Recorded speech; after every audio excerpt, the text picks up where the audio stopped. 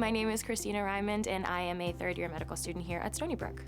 I have been really fortunate to work with patients and as well as faculty from all walks of life and really see how diverse the healthcare landscape is in 2022 today. And I think also getting a chance to see how healthcare is translated, whether you're practicing in a big medical center like Stony Brook Hospital, or if you're practicing at the VA and seeing the patient population that is served from there, or even just seeing the small private care offices that are in and around our community, and how each and individual patients are able to interact with those, interact with us as healthcare providers, and just getting a chance to see how healthcare can be practiced not just for one group of people, but for people all across the board.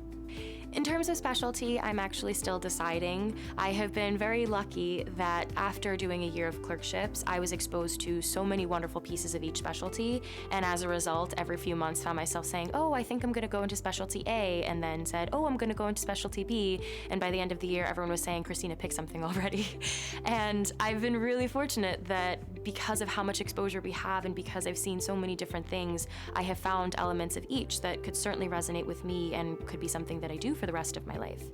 That being said, I think at this point I'm thinking something surgical,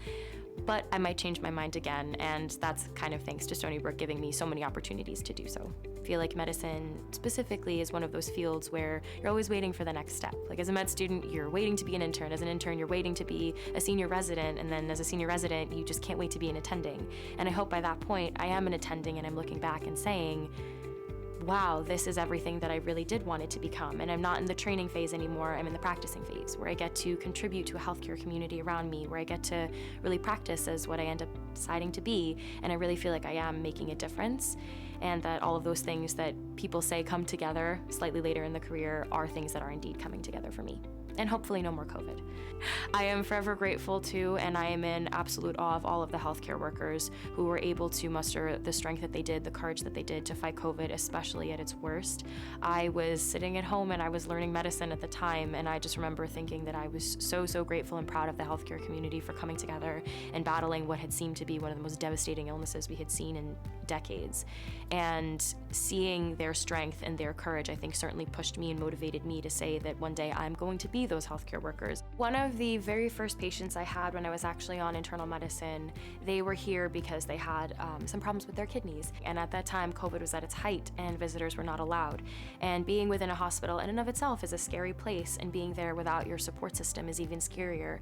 And I remember during a little bit after lunch, I went back and I spoke with her, and I just remember having this wonderful conversation about her life, completely unrelated to anything to do with medicine or her health, but just in terms of the memories she had, the trips she had taken, her family, and the fact that I didn't realize at the time, had 8 grandchildren that she was gonna go back home to. And seeing her for not just a patient with labs and with, okay, this is the issue I'm dealing with, but seeing her as a person and seeing her whole journey really made me think that this isn't just a specific thing of this is the problem that we're addressing in healthcare today and then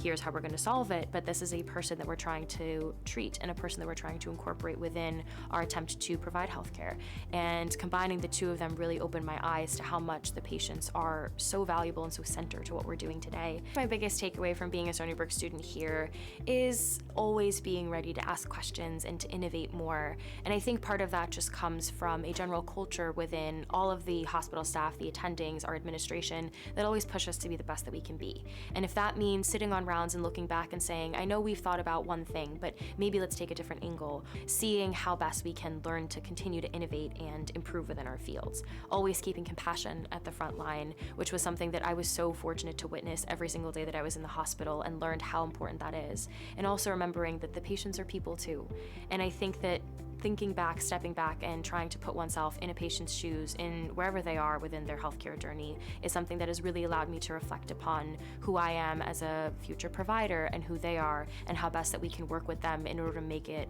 more of a joint effort rather than just saying this is what's the next step and that's it. And seeing that healthcare is not just a